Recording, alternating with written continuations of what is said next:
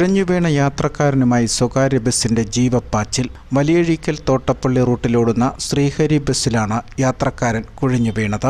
ആറാട്ടുപുഴയിൽ നിന്ന് കയറിയ യാത്രക്കാരൻ രാമഞ്ചേരി അശ്വതി ഭവനത്തിൽ അനിലാണ് ബസ്സിൽ കുഴഞ്ഞു വീണത്. ഇതോടെ മറ്റു സ്റ്റോപ്പുകളിൽ യാത്രക്കാരെ ഇറക്കാതെ ബസ് നേരെ തൃക്കുന്നപ്പുഴയ്ക്ക് വിട്ടു.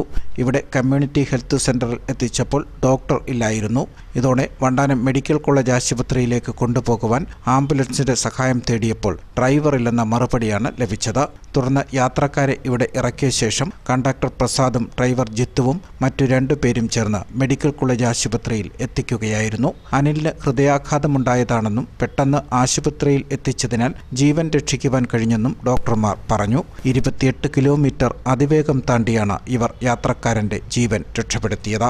വീട്ടിൽ പോകാനായിട്ടാണ് തോട്ടപ്പള്ളി ടിക്കറ്റാണ് എടുത്തത്. അപ്പോൾ യാത്രക്കാർ അതിൽ കഴിഞ്ഞു. യാത്രക്കാർ ഒരുപാട് കയറുകയും പുള്ളിക്ക് ഒരു അസ്വസ്ഥത പോലെ വരികയും ഞാൻ ചെന്ന് ചോദിച്ചു എന്തുവാ കുഴപ്പമെന്ന് ചോദിച്ചു. അപ്പോൾ ഹോസ്പിറ്റലിൽ പോവാണ്, ശരീരം കുഴയെന്ന് പറഞ്ഞു. ഞാൻ പറയുന്ന വണ്ടി വിളിക്കട്ടെ എന്ന് ചോദിച്ചു. പതിയാങ്കര അപ്പോൾ തൃക്കുന്നപ്പോൾ മംഗലം പുള്ളിക്ക് യാതൊരു കുഴപ്പമില്ലായിരുന്നു. മംഗലം കഴിഞ്ഞ് അങ്ങോട്ട് മാറിയപ്പോൾ പുള്ളി വിയർത്ത് കുളിക്കാൻ തുടങ്ങി. ഞാൻ പറഞ്ഞു നമുക്ക് ആംബുലൻസ് 108 വിളിച്ച് നമുക്ക് ഹോസ്പിറ്റലിൽ പോകാൻ. അങ്ങനെ 108 വിളിച്ച് പള്ളിയിരുന്ന യാത്രക്കാരെല്ലാവരും 108 വിളിച്ചിട്ട് കിട്ടുന്നില്ല. കട്ട് ചെയ്ത് കളയുക.